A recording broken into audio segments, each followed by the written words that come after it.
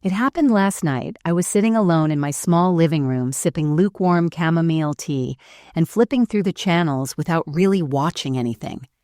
The clock had just hit 11:17 p.m. I remember that clearly because that's when I heard it. A laugh. Not just any laugh. It was his laugh. Soft, high-pitched, full of mischief. The exact sound my son Colt used to make when he played hide-and-seek, had giggle right before I found him behind the curtains or under the table. It was the kind of laugh a mother never forgets. Not in 10 years. Not ever. I froze. The cup trembled in my hands. I held my breath. It had come from the basement. For a moment, I thought I was losing my mind. I've had dreams before dreams, where Colt runs through the house barefoot, laughing, shouting mama. But this wasn't a dream. I was fully awake, and that laugh didn't come from my memory. It came from below. Slowly, I stood up and walked to the top of the basement stairs. The air felt thick, like something ancient had been disturbed. I didn't want to go down there, hadn't wanted to for months. Ever since I moved back into this house, I'd avoided that basement like it was cursed. There was just something about it that made my skin crawl, but last night I couldn't ignore it. Each step creaked beneath my slippers. The further down I went, the louder my heart pounded. My hands brushed the cold concrete wall as I reached the bottom step, and then I saw it, a crayon green.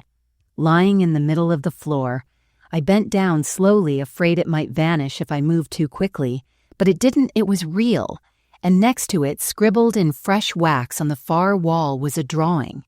It was our house. Rough lines, childlike shapes. 2 stick figures, a woman with round glasses and a boy in a red shirt. The tree out front, the blue bird bath. Even the tiny mailbox I installed myself after Colt vanished, it was all there. And beneath the drawing, one word was scrawled in shaky block letters. Mom. I dropped the crayon and staggered back. I should have screamed, should have called someone, but I didn't. I just stood there staring at that wall. That wall that should have been blank. That wall that now held something impossible. Because here's the thing. My son disappeared on April 6th, 2015.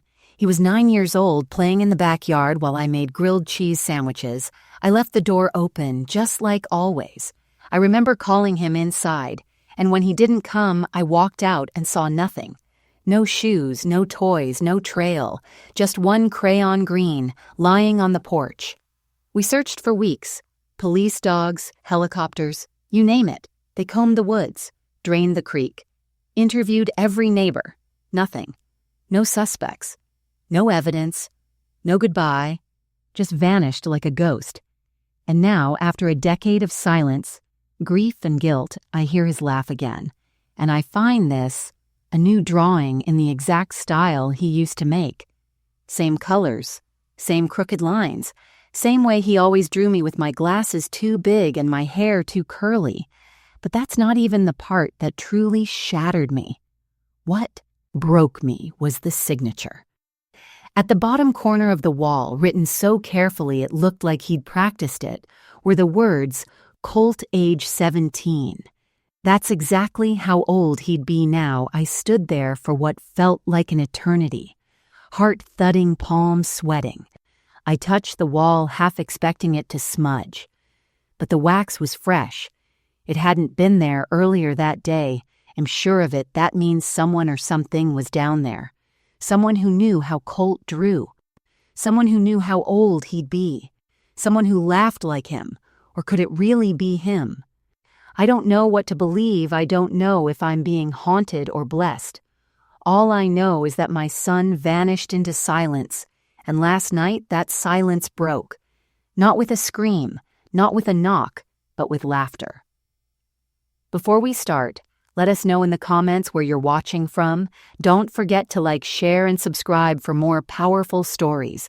Before everything shattered, my life was ordinary in the most beautiful way. In 2015, I had just turned 52. I had retired early from teaching elementary school art after 3 decades of sticky glue finger paints and tiny hands eager to create. It was hard letting go of that part of my life, but I was ready to slow down, ready to finally spend my days doing all the little things I'd been putting off, gardening, cooking, maybe even painting again just for myself. But most of all, I was ready to be with Colt. He was my only child, my miracle. After years of struggling to conceive and 2 devastating miscarriages, I gave birth to him at 43.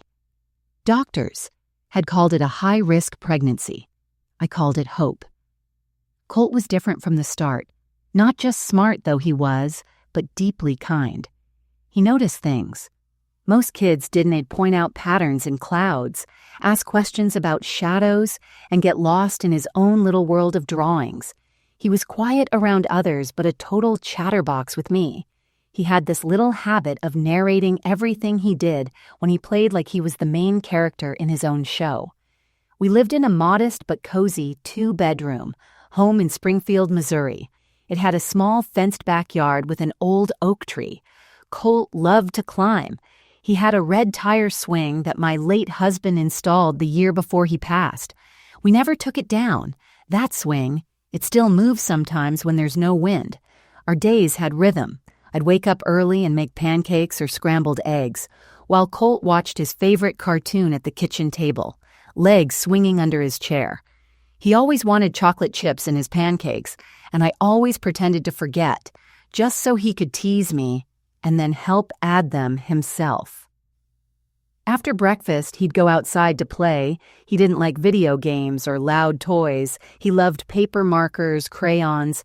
He'd bring out a blanket and sprawl on the grass with a drawing pad, sketching for hours. He'd draw airplanes, always airplanes. He said he wanted to be a pilot someday, so he could take me everywhere and never leave me behind. That was the kind of child he was. He'd come running back in the house for snacks, a juice box, or just to tell me something random like, "Mom, do you think trees talk to each other underground?" And then he'd be off again. It was just the 2 of us, but it felt like enough. We had peace, predictability, laughter, and I felt safe.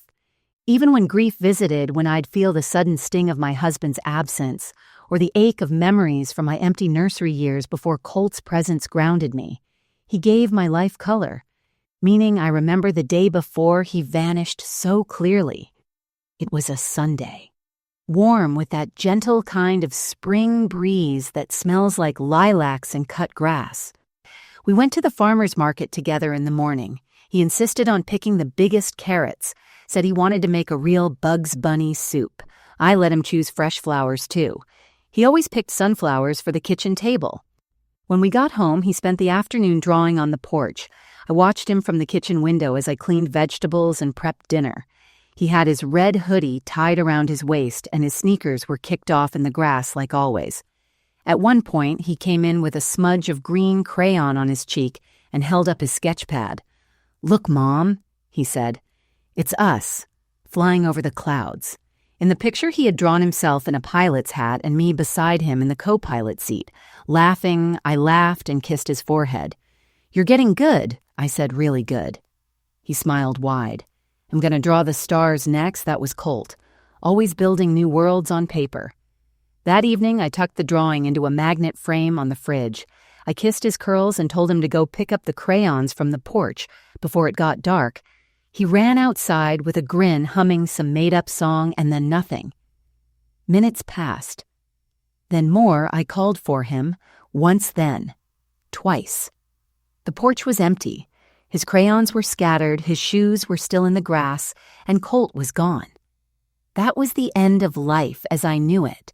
But before all that, there was love. There was warmth. There was laughter and pancakes and drawings and tire swings and a house that felt like home. That's why what happened next tore me open in ways I couldn't explain. Because what I lost wasn't just my child. I lost the life I'd spent years carefully building, and it happened in the time it took to drain a pot of boiling water and grab the butter from the fridge.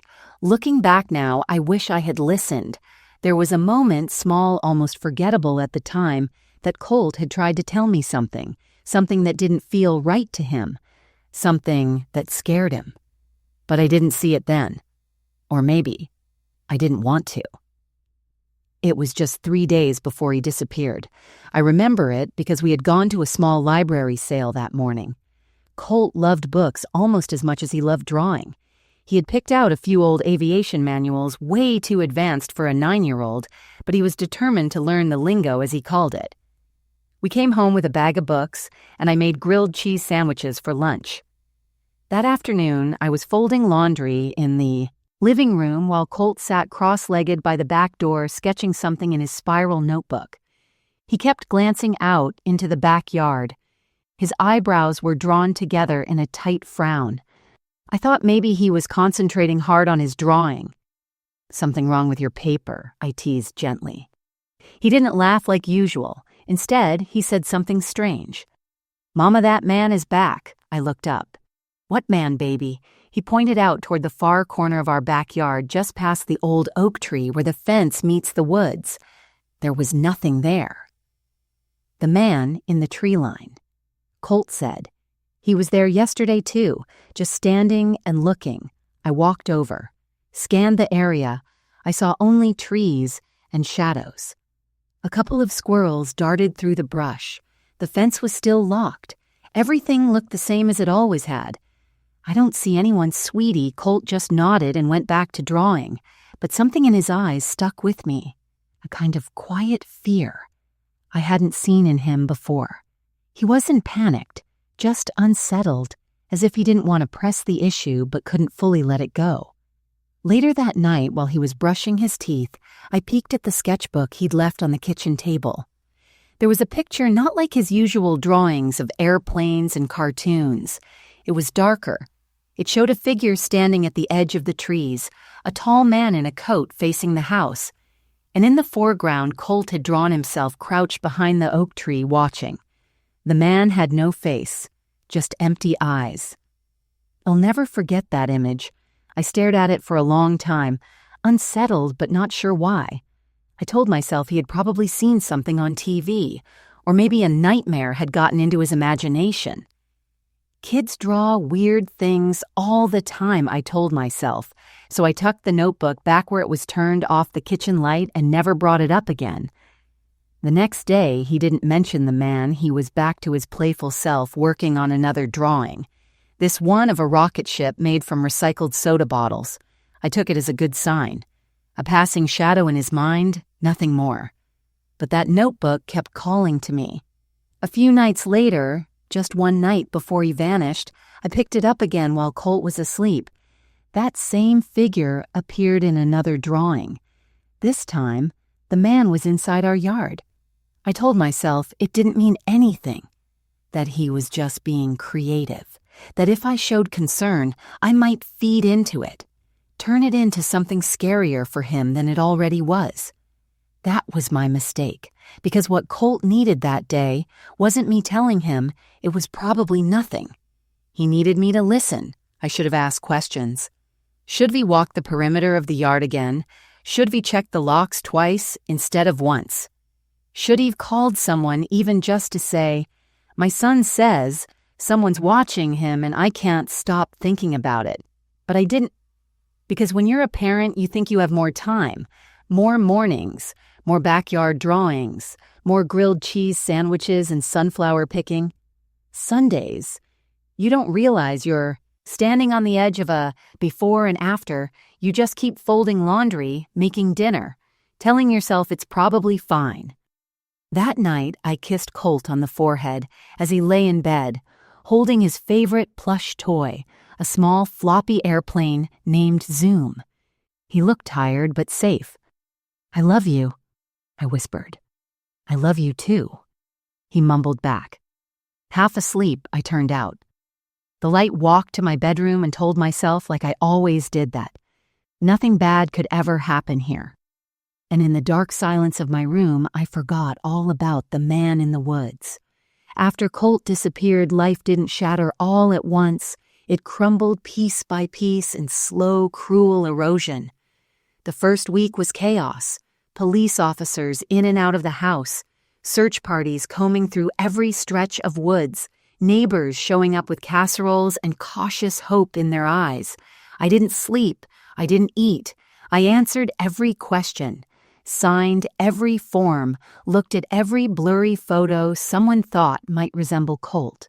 But when the news van stopped parking on our street, when the volunteers stopped calling to ask what they could do, that's when the real grief set in. Not the loud kind, the silent kind. The kind that spreads like a fog through every room of your home. I stopped opening Colt's bedroom door. I couldn't bear to see his red hoodie still slung over the chair, or his stack of sketchbooks leaning against the bookshelf. For the first few weeks, I would still pour 2 glasses of orange juice in the morning before remembering he wasn't there to drink his. Eventually, I stopped pouring. Either I stayed inside most days, not because I was afraid, but because the outside world had become unbearable. Everyone walked on eggshells around me if they spoke to me at all. At church, they'd give me that tilt of the head, that pitiful half-smile that says you poor thing without ever having to say a word. My sister Valerie tried to help. She really did. She called every morning and brought groceries every week, even when I insisted I was fine, but no one could reach me. Not really. How do you talk to someone who's drowning while standing on dry land? Then came the birthdays. His 10th birthday passed quietly. I bought a small chocolate cake anyway and left it on the table just in case. Just in case he came home. Just in case someone knocked and said we found him as safe. I lit the candle, sang to an empty chair, and then I cried so hard I threw up in the sink. By the 2nd year, people stopped asking for updates. Not out of cruelty, they just moved on. And I stayed. Stuck in the space, Colt left behind. The house began to rot from the inside. Not the wood or walls. I forgot to pay bills. I missed doctor's appointments. Once I left the stove on and burned an entire pan of eggs into ash, I stood in front of it for 10 minutes before realizing the fire alarm was even screaming. Everything dulled. Food tasted like cardboard music was noise. Days bled together.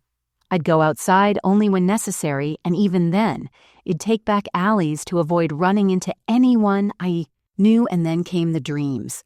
In them, Colt was always just out of reach, running through the woods, barefoot, giggling, calling Mama over his shoulder. I'd chase him, but it'd always trip, or I'd find myself in front of that strange, faceless man he once drew, blocking my path with arms too long and eyes that dripped black ink. I stopped dreaming with my eyes open. I didn't imagine his future anymore. I didn't picture him in high school or wonder what kind of man he'd become. I couldn't afford hope. It was too expensive. It required energy I didn't have. What hurt most, though, wasn't the silence from others. It was how I began to go silent inside myself.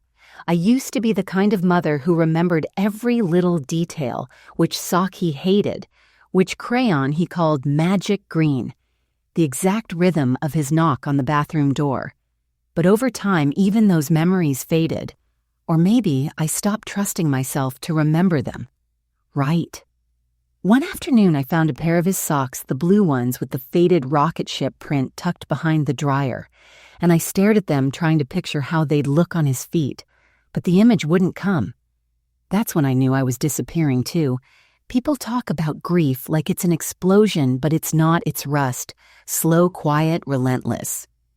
And as the years passed, I stopped being Colt's mom.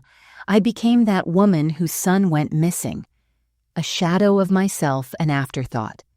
I tried to fight it now, and then I'd pull out a sketchbook and force myself to draw, hoping the movement of the pencil might reconnect me to him. But the lines came out stiff, cold, lifeless. He'd crumple the pages and throw them across the room. The only time I felt close to him was when I stood barefoot in the backyard in the exact spot he vanished and closed my eyes. Sometimes I'd whisper his name just once, Colt, and listen for something in return. But there was only wind. It had been over a year since Colt disappeared when I learned what it really meant to be forgotten. Spring had returned to Missouri, and with it a sense of movement in the world. Neighbors were planting flowers again. Children rode bikes down the sidewalk, shouting and laughing while their mothers watched from porches with cold drinks in hand. The world kept spinning, and I was still standing in the same spot, stuck in the moment. My son vanished. Valerie had begged me for weeks to come out with her.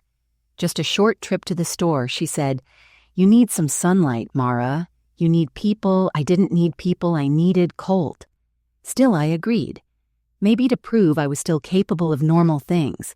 Maybe to convince her and myself that I hadn't entirely disappeared too. We went to the grocery store near her house. It wasn't the one I used to shop at with Colt. I couldn't bear to go there anymore.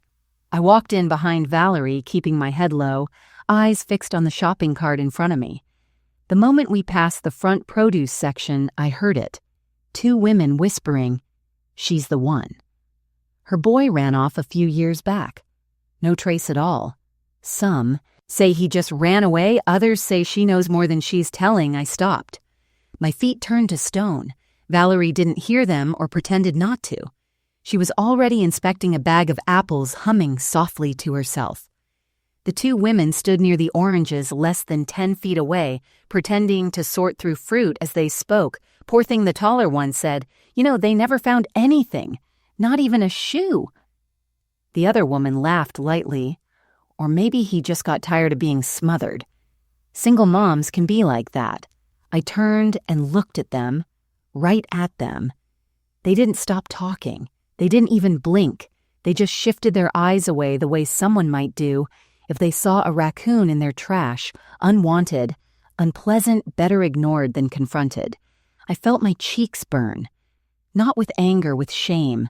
Not for something I'd done, but for still being here, for still holding on to something the world had clearly filed away as unsolvable, unimportant, forgotten. I walked away from Valerie and left the cart right there in the aisle. Outside, I sat on the cold bench near the shopping carts, breathing in the exhaust fumes and trying not to cry. But the tears came anyway, quiet, hot, and relentless. It wasn't just the gossip that stung. It was the way they said his name like a myth, the way they assumed Colt had left, as if a 9-year-old just packs up his crayons and walks into the woods forever, as if it made sense that a boy who still slept with a plush airplane could outsmart an entire police search. That day shattered something in me I didn't even know was still whole. It wasn't just that people had moved on. It was that they had rewritten the story without me. I had become the unstable mother, the overbearing woman, the small-town ghost.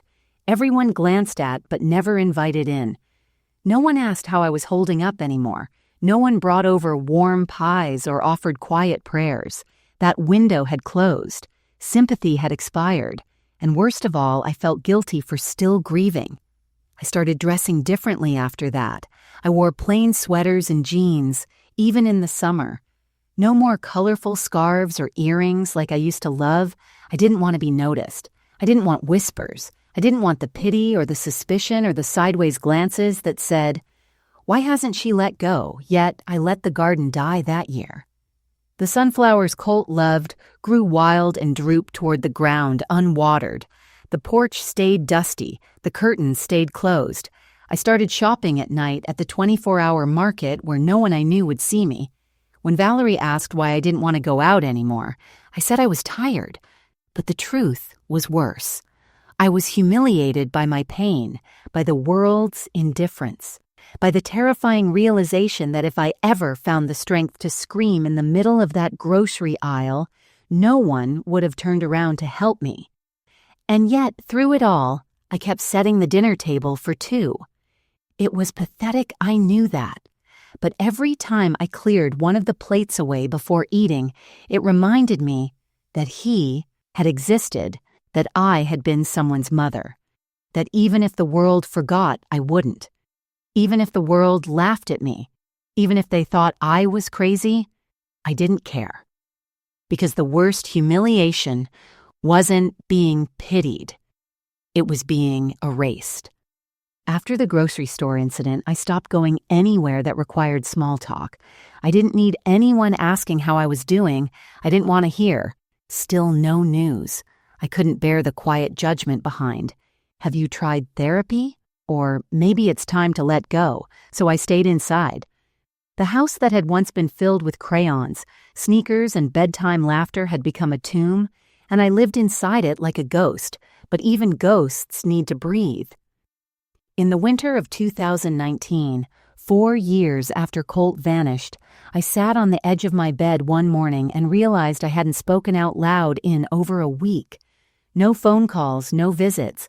I hadn't even said good morning to myself in the mirror. There was no breakdown, no sobbing, no angry outburst, no dramatic moment, just a heavy silence that wrapped itself around me like a wet coat. I looked around the bedroom. The old wedding photo, the empty sock drawer, Colt's last drawing still pinned to the corkboard, and something inside me just released. Not in defeat, not in surrender, but in quiet exhaustion. It was time to leave. I didn't pack much. A few clothes, my art supplies, though I hadn't used them in years. Colt's drawings, every last one of them, stacked carefully in a shoebox and taped shut. His red hoodie, and one photograph of the two of us cheek to cheek, laughing under the oak tree. I didn't even tell Valerie I was leaving. I just wrote a short note and slipped it under her door before dawn. Val, I'm not okay, but I'm tired of pretending I will be here forever. I'm going somewhere quieter. Please don't come looking. I love you, Mara. I found a tiny rental cabin just outside town, a rundown place with peeling paint, weak heating, and a basement that smelled like mildew. But it was quiet, isolated. The kind of place no one would ever think to knock on the door just to check in. It was perfect. I bought my groceries from a gas station. Paid cash. Never gave my last name unless someone asked twice. I became the woman who moved into the old Finch place. That's what the mailman called it. Once, the only time he tried to strike up a conversation, I smiled politely and shut the door. Inside, I lived small. I kept the TV off. I listened to the wind. I sat on the porch at night and counted the stars I left the radio on in the kitchen. Sometimes just to pretend I wasn't alone, I didn't paint. Not yet. My hands shook when I tried, but I cleaned. I scrubbed the floor until it gleamed. I polished doorknobs. I patched holes in the walls, even though no one would ever see them. For the first time in years, I began to sleep through the night. And yet Colt was still everywhere, not in a spooky, haunted way. Just in the little echoes, I'd hear a creak on the stairs and turn, half expecting his voice. I'd find myself reaching for 2 forks at dinner, and then remember. But something about being alone, truly alone, gave me permission to grieve without apology. I allowed myself to miss him in peace. And slowly something strange began to happen. I started talking again to myself out loud, while washing dishes or folding laundry. Colt, you would have liked these pancakes, I'd say to the empty kitchen, or remember how you hated socks with seams. It wasn't madness, it was survival. Because even if he wasn't there, it felt like some part of him still was, and speaking aloud kept him real. Eventually, I pulled out one of my old sketch pads. I didn't know why, I just wanted to feel a pencil in my hand again. I drew our old house from memory, then the backyard, then the swing. Then carefully, I drew. Colt, age 9, standing under the oak tree, smiling like he always did, like he'd just spotted me watching from the kitchen window. And when I finished, I didn't cry. I just whispered, "I still see you," and closed the book. There was no big goodbye when I left my old life. No farewell party, no final moment of closure. I just faded out of it the same way Colt had, quietly, softly, unnoticed. But I was still alive, still breathing. And somewhere in the back of my mind, one thought kept flickering like a match in the dark. Maybe this isn't the end. Maybe something is still waiting. There are things people don't tell you about long-term grief. They don't tell you how quiet it is. Not the peaceful kind of quiet, the dead kind. The kind that wraps around your skin and sinks in. The kind that doesn't make you cry anymore, just nothing. By the time winter came again, I'd been in the cabin for 7 months, long enough that the mail stopped piling up at Valerie's house, long enough that the silence started to feel like a second skin I hadn't painted anything since Colt disappeared. Until that January, it snowed heavy that week, thick wet flakes that made the air feel like glass. The trees sagged with weight, and the only sound was the occasional snap of a distant branch giving way. I didn't have internet or television, just a battery-powered radio, and a fireplace that crackled more than it warmed. I hadn't intended to paint. I just found myself walking to the basement one afternoon, barefoot holding the dusty wooden box where I kept all of Colt's drawings. It had stayed sealed since I moved in. But that day, something inside me opened. I sat on the floor, surrounded by the echo of silence, and carefully untaped the lid. Dozens of folded papers, some creased with age, some smudged with the oil from Colt's, little fingers. Plains birds, rocket ships, me and him, holding hands. I unfolded each one with care, pressing them flat against the concrete floor. I wasn't crying, not yet. My body had forgotten how. But then I saw one. I didn't remember. A drawing I hadn't seen before. Maybe I had once, but I must have blocked it out. It was our old backyard, but different. In the center of the picture was Colt crouched behind the oak tree. In the distance near the back fence was that same figure, the one he'd told me about. The man in the woods, his body long and crooked with arms like branches. And at the bottom of the page, Colt had written in uneven crayon, "He watches when you don't." I stared at it until my chest hurt. My fingers went numb, but I didn't move. My mind screamed at me to get up, to put it away, to bury it all again, but I couldn't. That was the moment. That was when I broke. Not in a loud, dramatic way. I didn't scream, I didn't punch the wall or throw the drawings or light them on fire. I just lay down on the cold floor of that basement, curled around Colt's hoodie, like it was his body, and let the stillness wrap around me like a burial cloth. Hours passed. Darkness crept in around the corners of the basement windows, and still I didn't move.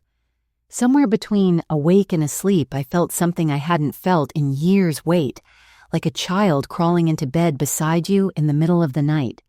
It wasn't real, of course, I know that. But grief doesn't care what's real. It just borrows your senses and plays them back to you in loops. I whispered into the darkness, "I'm sorry." It was all I could say. I was sorry for not listening. Sorry for brushing off his fear. Sorry for thinking we had more time. That night, I dreamed of Colt for the first time in nearly 2 years, but not the young version. He was older, maybe 16, maybe 17. His face was the same but leaner, his hair a little longer. He was wearing that red hoodie, the same one I held in my arms. He stood at the edge of our old backyard near the fence line, just looking at me. No fear, no sadness, just watching. When I woke up, my body ached from the basement floor, but something else had shifted. Something I couldn't name yet. I didn't feel better. But I felt awake, and that was new. Over the next few days, I started a strange routine. Every evening before bed, I'd light a small candle and place it next to the basement door. A ritual. Not for ghosts, not for answers, just for me. A signal to the silence that I was still listening. Still waiting, I went back to the basement with paper and pencil.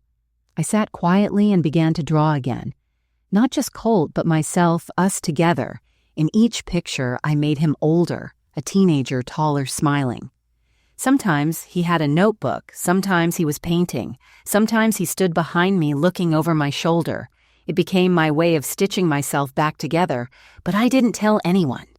Not Valerie, not neighbors, not the tired woman at the gas station who rang me up once a week, because healing isn't always loud. Sometimes it looks like a woman sitting on a basement floor, drawing imaginary versions of her son while the rest of the world forgets he ever existed. Sometimes it looks like rock bottom, but sometimes it's the place just before the light returns. It was late March when it happened. A Wednesday cold, but not bitter. The kind of day where the sun teases warmth, but never quite delivers it. I had just finished washing the few dishes I used and was sitting in my armchair with a mug of tea that had gone cold before I remembered to sip it. It was quiet as always. No music, no TV, just the hum of the old fridge in the kitchen and the ticking of the wall clock above it. Then I heard it. Laughter. Soft, high, familiar. It floated up from the basement, not loud, not long, just one short burst like the kind Colt used to let out when I would try to catch him hiding behind the curtain. It stopped me cold. My spine straightened. My heart, which had grown accustomed to moving, slowly suddenly slammed against my ribs like it was trying to escape. I sat frozen for several seconds, staring at the door to the basement as if it might open on its own. It didn't, but the laugh had been real. I was sure of it. It wasn't a memory. It wasn't in my head. It was down there. I stood barefoot on the cold floor and walked toward the door. My hand hesitated on the knob I hadn't gone down in days, maybe weeks. The basement still unnerved me, not because of what it was, but because of what it represented. It was the place where I kept memories too painful to destroy and too sacred to forget. But tonight, something had changed. I descended the stairs one step at a time. The wooden boards creaked under my feet, and the shadows stretched long and thin across the concrete floor as I reached the bottom. I expected nothing, but what I saw made my knees buckle. There, on the far wall of the basement, was a drawing new fresh. In green crayon, I approached slowly, one hand brushing the rough cement wall to steady myself. It was unmistakable Colt's style. He always drew with a slanted hand, giving his figures a tilted charm, and he always made the clouds too low, as if the sky was pressing down on the people below. The drawing was of our house, the oak tree in front, the swing, the bird bath with the chip in the side, me with my round glasses and a ponytail, and Colt wearing his red hoodie, holding my hand. It was a child's drawing. Yes, but it wasn't old. The wax was smooth and unfaded. I reached out and touched it, still soft, still warm. And then I saw the signature, Colt age 17. That's what broke me. It wasn't just a drawing. It was a timestamp, a message. My son was 9 when he disappeared. He would be 17 now. I dropped to my knees and stared at that wall, like it held the secrets of the universe. This wasn't a forgotten piece of art. This wasn't something left behind. This had appeared. I searched the basement, frantic, eyes wide, heart thudding. I opened the small closet under the stairs, checked behind boxes, even crawled along the floor, looking for footprints or smudges, anything to explain what I was seeing. Nothing. Just that drawing and the crayon lying beneath it, the same green, the same shade. Colt had used the day before. He vanished when he'd drawn the man in the woods. I picked it up. My hands trembled as I turned it in my fingers. This couldn't be real, and yet it was. That night I didn't sleep. I sat in the basement wrapped in a blanket, staring at the wall like it might change. I kept waiting to wake up, waiting for the spell to break, but it didn't. In the quiet, I whispered his name, Colt, and then barely audible, maybe imagined, maybe not, I heard it again. Laughter. Just one soft sound, I shot up and ran back to the wall. Nothing had changed, but I knew what it heard.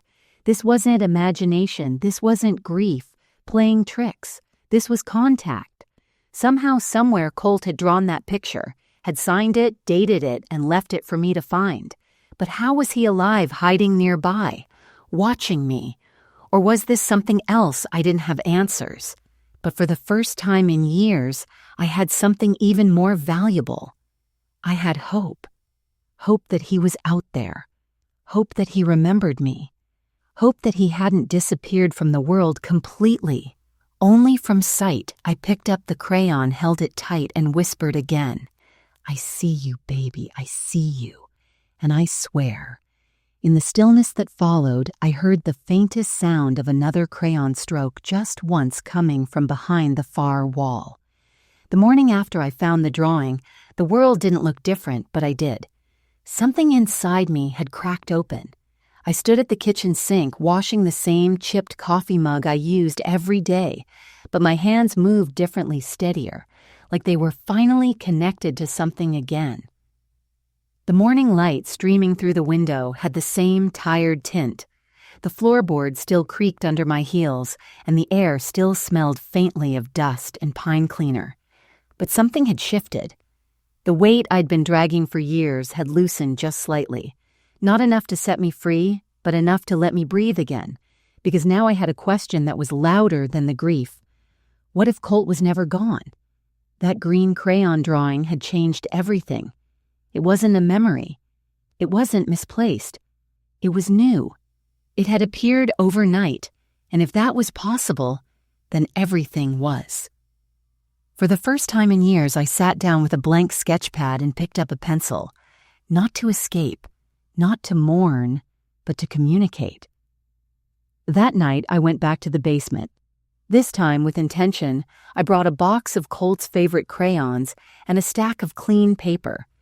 I spread them across the cement floor and placed a small nightlight in the far outlet so the room was encloaked in darkness. I set down one piece of paper in the exact spot where the new drawing had appeared and wrote just 2 words at the top. Im. Here. Then I went back upstairs, closed the basement door, and waited. I didn't sleep. I couldn't. My ears stayed trained to the floor all night, hoping for a sound, a laugh, a whisper, the scratch of crayon on cement. But the house was still. When I returned in the morning, the paper hadn't moved. The crayons were untouched, but I wasn't discouraged. I had spent years in silence. A single quiet night wasn't going to scare me. Each night I left a new message. Are you okay? Do you remember the swing? What should I know? I never stopped looking for days. Nothing changed. But something was alive in me again. A fire I hadn't felt since Colt disappeared. Not loud or angry. Just warm, persistent, steady. The kind of fire that waits for the right wind to grow. I started taking better care of myself. Not out of discipline, out of instinct. I wanted to be strong, alert, ready. I brushed my hair in the morning again, not because anyone would see me, but because I wanted him to. If he was watching, I cleared the dining table, cleaned the windows, repaired the broken screen door. The home I had abandoned began to feel lived in again, and with each small action, I felt closer to him. I remembered the way Colt used to wake up before me, tiptoe down the hall and pour orange juice for both of us, always spilling just a little, always leaving a sticky trail across the counter. I missed that trail. I missed the mess of him. Now I left my own trail. I moved Colt's old drawings from the box and framed them one by one, placing them around the house like breadcrumbs for a boy I hoped might return. I even placed his favorite plush airplane, Zoom, on the windowsill in the kitchen, facing outward, just in case he was looking in. A week after the first drawing appeared, I walked down into the basement, not expecting anything, just doing my usual quiet check, and stopped cold. There was a new drawing, a simple one. It showed our old house again, but this time just the oak tree in the swing, and in the swing a figure, small hunched head turned away, watching the house. It was dated in a different crayon color, orange this time, Colt age 17. My knees shook. I placed my hand on the wall next to it and closed my eyes. He knew I was here. He was responding. Maybe not in the way I expected, maybe not in person, maybe not with words. But this wasn't memory. This wasn't grief. This was a conversation in pictures. And I understood that now I didn't need him to knock on the door. I didn't need him to walk in with the police and say I'm home. All I needed was this connection, this strange, beautiful thread between us, woven in wax and shadow and silence. Every drawing told me he remembered. Every signature said he had survived something. Every time I walked down those basement stairs, I didn't feel fear anymore. I felt hope. Because my son hadn't disappeared completely. He was communicating, and I was finally listening. By the time April arrived, I had stopped waiting for someone else to explain what was happening. No detectives were coming. No news reports, no neighbors peeking over fences. Just me and something. Someone who kept drawing on my basement wall when the world wasn't watching. So I decided to watch for myself. Not with fear, not with desperation, with resolve. Because something was unfolding in this house, and I wasn't going to miss it again. That's when I bought the camera. It wasn't high-tech, just a small motion-triggered device, the kind hunters use in the woods. I ordered it online under a different name and paid cash through a prepaid card. I didn't want questions. I didn't want curious clerks. I wanted answers. I set it up in the basement on a small tripod and angled it toward the wall where the new drawings had been appearing. I positioned it low, just like Colt would have sat. Then I waited. Each morning, I checked the footage. Nothing. 2 days passed. Then 4. Still nothing. But on the 6th morning, there was movement. I opened the file with shaking hands, fully expecting a trick of the shadows. A mouse, maybe, a flickering light. But what I saw stopped my breath. At 2:17 a.m., the camera captured a brief, jerky movement near the far corner of the room. It was only for 5 seconds, a dark shape, small, thin, crouching low. The silhouette of a boy, his shoulders narrow, his hands stretched forward. The video froze just before the figure reached the wall, and the next morning, a new drawing. This one showed a door, just a simple wooden rectangle outlined in brown crayon. At the center was a knob. But it wasn't any door in this house, not one I recognized. I stared at the image for hours. My fingers traced the sketch, trying to decipher its message. Was it where he was? Was it where I needed to go? That's when I remembered something I'd forgotten. The house had a crawl space. I had found mention of it once in the property records when I first moved in. A sealed section of the basement beneath the stairs, closed off in the 1980s during some kind of remodel. At the time, I hadn't thought much of it. Most people sealed crawl spaces to keep pests out or stabilize a shifting foundation. But now I wasn't so sure. I started digging through the old house documents I had collected in a folder when I moved in. Blueprints, inspections, permits, and there it was on the earliest blueprint. From 1964, a small square marked utility access near the back wall of the basement. On every drawing after 1982, it was simply labeled sealed. Why? What was inside, I didn't go in right away. Instead, I began preparing slowly, methodically. I reinforced the locks on the doors, replaced the basement bulb with a brighter LED light. I backed up the camera footage on 2 separate flash drives and hid one in a hollowed-out book in the hallway shelf. I started journaling. Everything I found, dates, drawings, shapes, colors. Every night I left a new piece of paper on the floor with the same message written across the top, "Mim ready." There were no more drawings for 3 weeks. I started to wonder if I had broken something, if I had been too intrusive, too bold. But then on the morning of May 3rd, I found a single line scrawled across the paper. Behind no signature, no drawing, just that one word. Behind it took me a minute to understand, and then I turned to the basement's back wall. The one I had never really examined, just a plain concrete slab lined with cardboard boxes of old curtains and broken tools. I moved them aside one by one. And there, half hidden behind a rusted utility shelf, was a small vertical crack running along the wall about 2 feet tall, just wide enough for a hand to slip through. My breath caught. I dropped to my knees and pressed my ear to the concrete. Silence. But my fingers found something. Strange wood set into the wall behind the concrete, like an old panel covered over. It was there, just like in the drawing. That night, I didn't sleep. I sat in the middle of the basement with every light on a flashlight in one hand and Colt's old red hoodie folded neatly in the other. I wasn't ready to open the wall yet. Not because I was scared of what I might find, but because I knew the moment I did, everything would change. The not knowing, the waiting, the wondering, the drawings, all of it would end, one way or another. But that didn't stop me from planning. I made a list of supplies: crowbar gloves, dust mask, flashlight batteries. I marked the wall in pencil. I even placed a small note beside it in Colts, handwriting traced from an old art project I still had in a folder upstairs. I see you too, because now it wasn't just about finding him. It was about showing him that I was no longer broken. I was here, I was watching, and I was ready.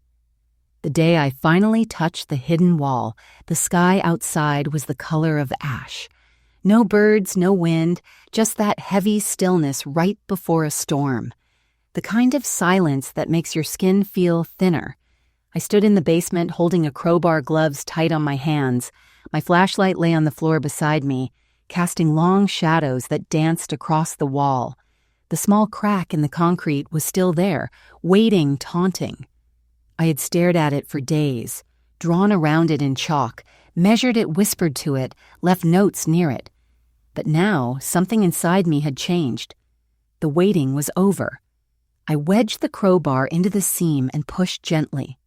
The wall groaned, not loudly, more like an exhale, and then with a slow snap, a piece of drywall broke away, revealing something behind it. Wood, old rotted, painted pale blue. Decades ago, the scent that came through was thick dust, mildew. Something else. Something old. I pried away another piece. Then another. Behind the wall was a hollow cavity about the size of a closet, lined with warped floorboards and ancient cobwebs. The space had clearly been used at some point, but not for storage. There were no shelves, no tools, just drawings, dozens of them, pinned, glued, or nailed directly to the wooden wall, each one in crayon, charcoal, or faded pencil, some torn at the edges, some curled at the corners, all of them unmistakably Colts. I stepped into the cavity, breath held tight in my chest.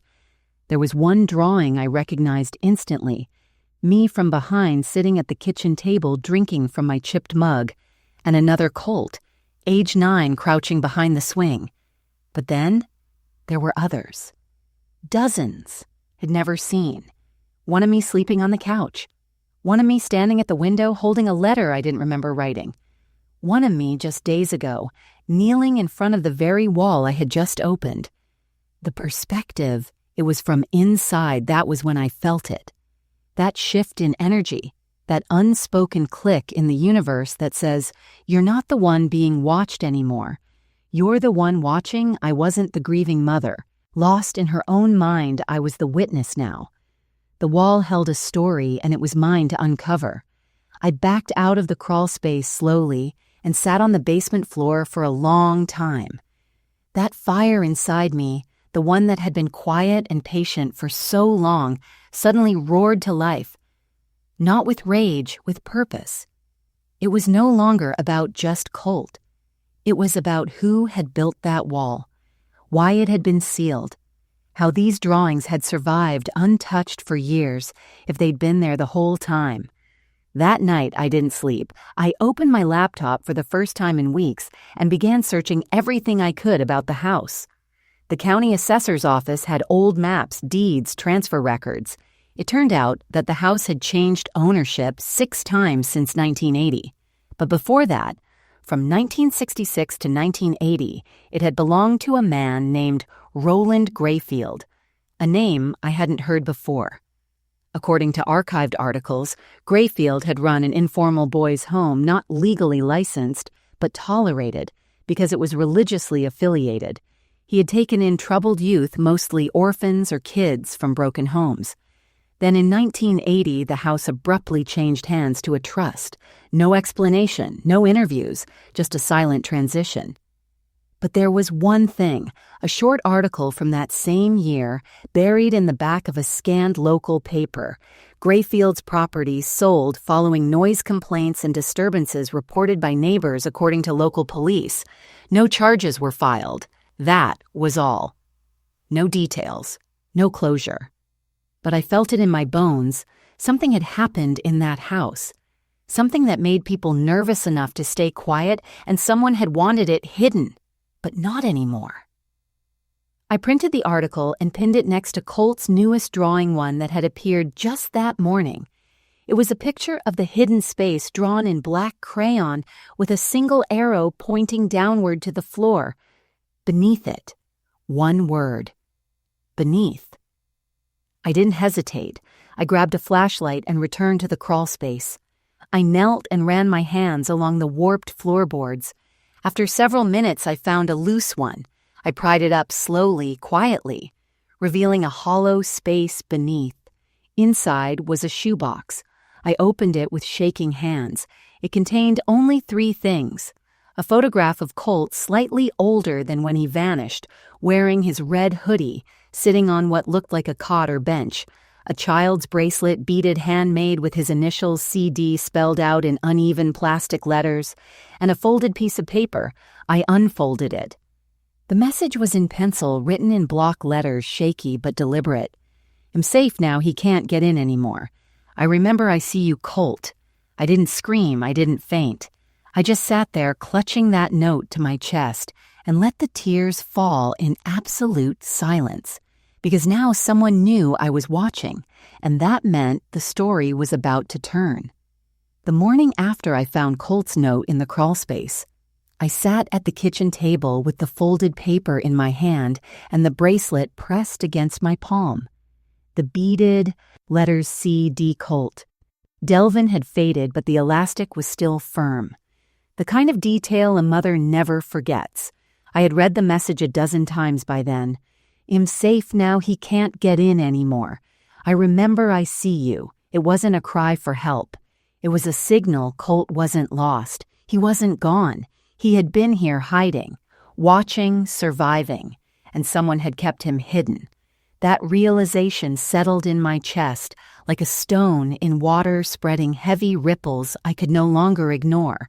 I had been grieving the absence of a child, not realizing I had been walking the perimeter of his prison this entire time. And that meant someone else had known. Someone else had built that wall, and someone else had stayed silent. I opened my old filing drawer and pulled out the manila folder where I kept copies of every police report, every news clipping, every false lead I flipped to the report from the first officer who came to the house in 2015, Deputy Russ Mallory. He had been kind at first, patient, listened carefully even though his tone was always distant. When no evidence turned up, he started suggesting Colt may have wandered off. Kids his age sometimes do, he'd said. But something had always bothered me about his final report. It had mentioned that all parts of the house were searched, including the basement and crawl space. That's what made me dismiss it back then. But now I knew that crawl space had been sealed since before I moved in. So either Deputy Mallory had lied or someone else had wanted him to lie. I picked up the phone. Not to call him, I didn't trust him. I called someone I hadn't spoken to in years, Kathy Breyer, the local journalist who had written the original article about Colt's disappearance. She had stayed in touch with missing persons cases for years, even after her station downsized Kathy. I said quietly when she picked up, "I think I found something. Something big." She drove out to see me that afternoon. When I opened the door, she blinked at me longer than polite Mara. She said, her voice tight, "You look like you found something holy." I did. We sat at the kitchen table and I unfolded the note. Kathy didn't ask questions at first. She just read it. Then she held up the bracelet and whispered, "This was his." I nodded. "I remember it," she said, her voice breaking slightly. "He wore it during the art show at the elementary school. I was covering it for the paper. He made it himself, didn't he?" I nodded again. My throat was too tight to speak. Then I told her everything: the drawings, the laughter, the wall, the box, the photograph, the message. When I was done, she leaned back in her chair and stared at the ceiling. "There's a reason this was buried," she said, "and I think I know where to start digging." She left with copies of the drawings, the photo in Colt's, note promising to contact a friend of hers, now a private investigator, someone outside the local circle, someone with nothing to lose. For the first time in 10 years, I didn't feel like the only person carrying the truth. That night, I didn't cry. I didn't pace. I didn't sit by the basement door I slept, because I knew I had finally passed the point of no return. 2 days later, Kathy came back with a camera crew. "I know this wasn't the plan," she said, "but we need to make it public before they try to bury it again." We filmed in the backyard, then in the basement. I spoke slowly, steadily, holding Colt's red hoodie against my chest, like armor. When the story aired on the evening news, the phone calls started.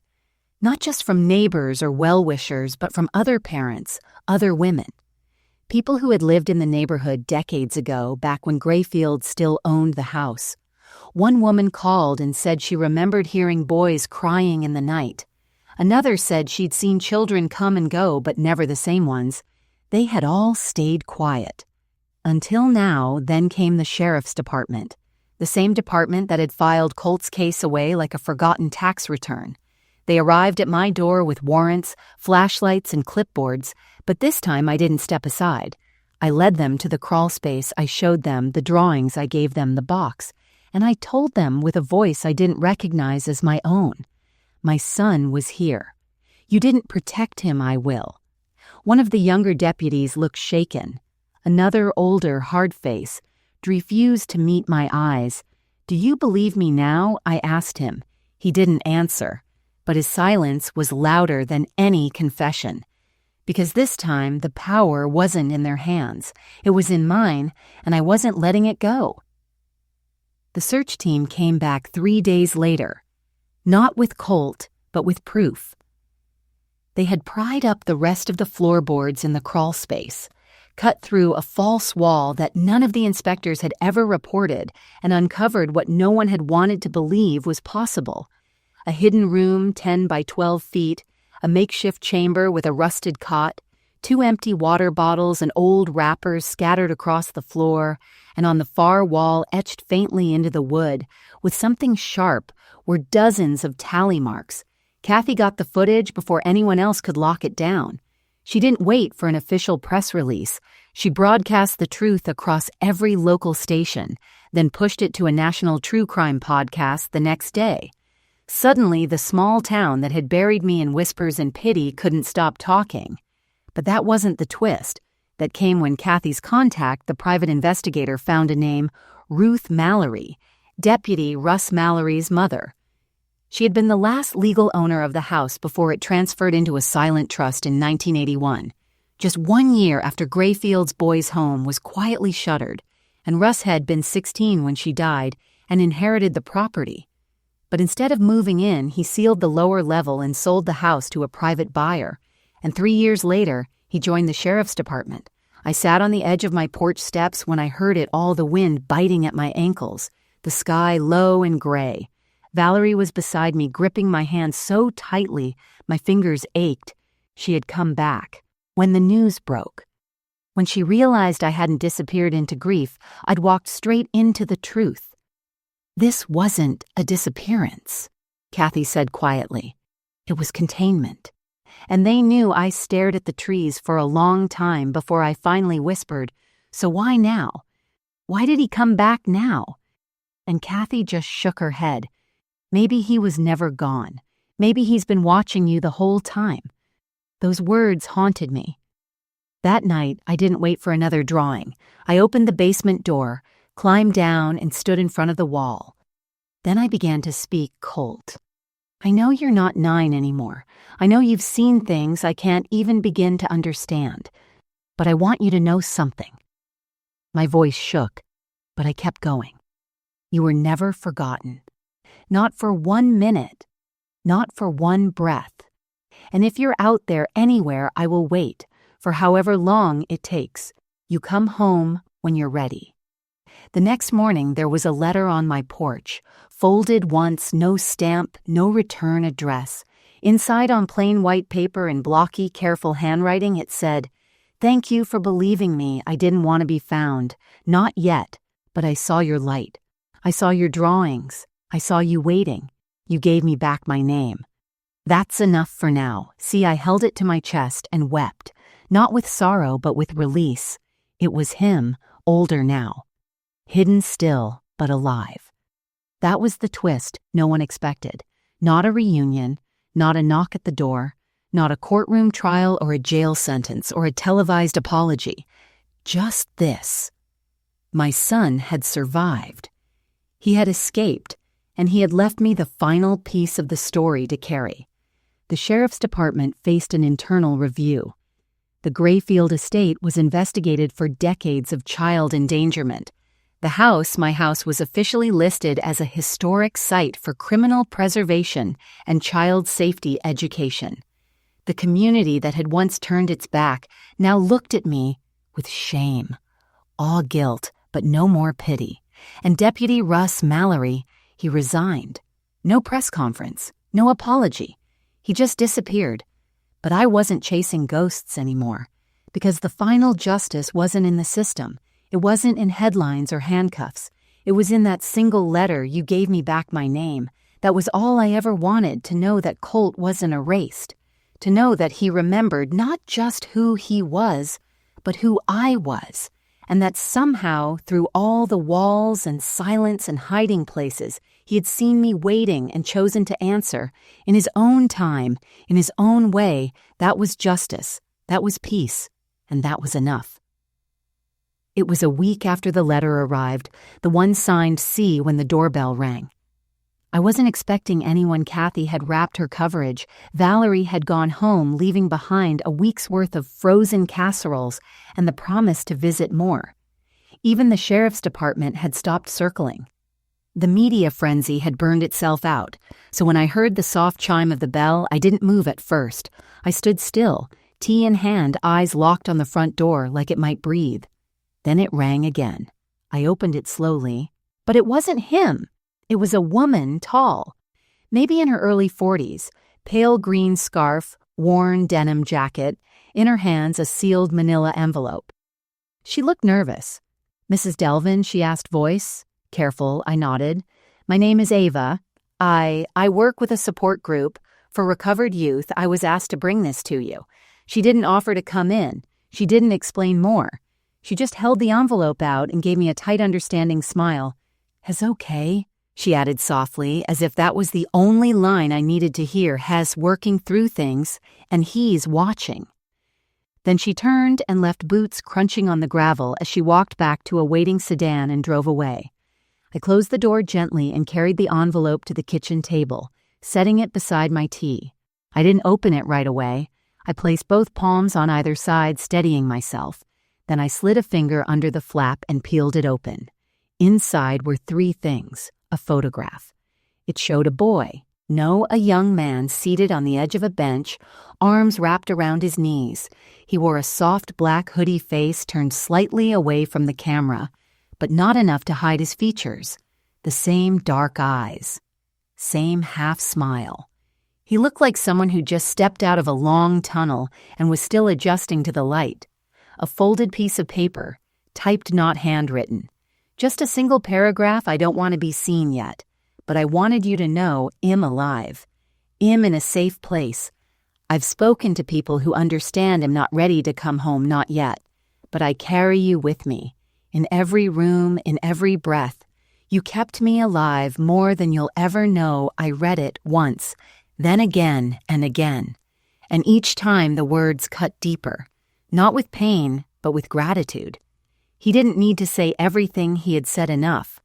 A drawing crayon on thick paper just like the ones from before. 2 stick figures under a tree. A woman with round glasses and a tall, lanky boy holding a small plane. Above them, Colt had drawn something I hadn't seen in his pictures. Before a door open wide with soft lines of light pouring from it. At the bottom, he had signed it. Colt, age 17 and a half. I pressed the drawing to my chest and breathed him in. He wasn't mine in the way he used to be, but he wasn't gone. That was the difference. That was the healing. A week later, I wrote a letter and gave it to Ava when she returned, because she did just like before, with no announcement, no questions. This time I invited her in, made tea. Let the silence between us fill with trust. He doesn't owe me anything I said. Tell him that. She smiled, he knows. But he still wants to give you something. Before she left, she handed me a small flash drive. It's encrypted, she said.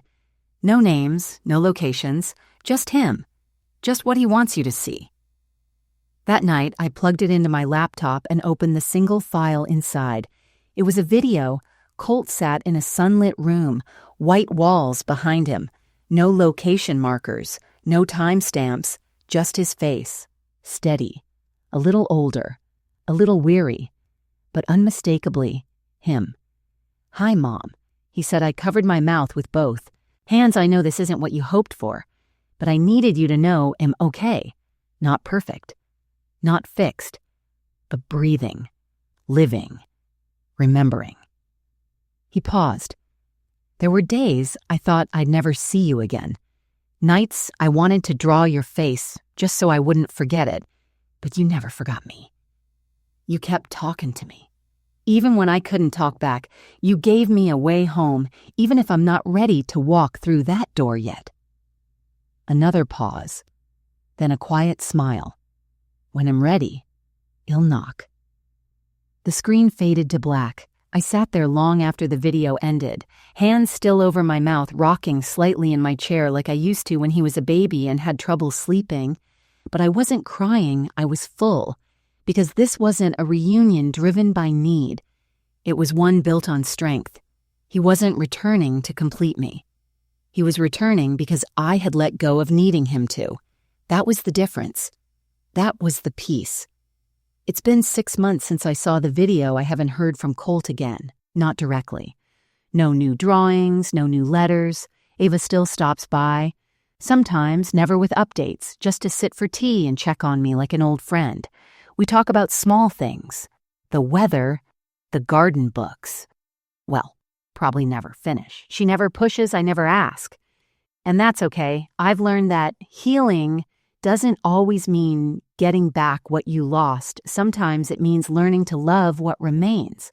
My house is quieter now, but not hollow. The sun comes through the windows in the morning, and I actually notice it. I walk barefoot in the backyard again. The swing still creaks in the breeze. Sometimes I sit beneath the oak tree with a book or a sketch pad, just like Colt used to, and draw whatever shows up. The other day, a little boy rode by on his bike and shouted, "Hi, lady." I smiled and waved back. His mother gave me a nervous glance, the kind people still give when they know your past but not your present. But I didn't mind. I didn't feel invisible anymore. I had lived inside a scream. No one heard for 10 years. Now I live inside a whisper that matters. I kept every drawing.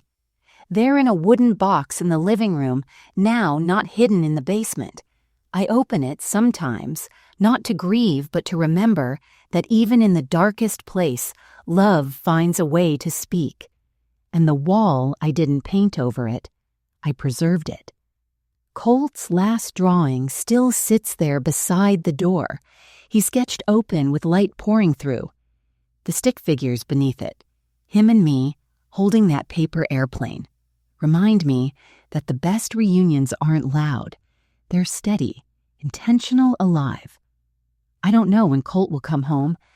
Maybe next year, maybe never. But I know this. He found his voice again, and that means he's already come back in the only way that matters. And me, I'm not the woman who stood at the top of the stairs, frozen in silence, listening for something she was afraid to believe. I'm the woman who heard her son's laughter in the dark and followed it. And when he finally does knock on the door, I'll be here not waiting in pain, but waiting in peace. This wasn't just a story about a missing boy. It was about a mother who never stopped listening, even when the world stopped believing. If this story touched you, please give it a like, share your thoughts in the comments, and don't forget to subscribe to the channel for more real, powerful stories like this one.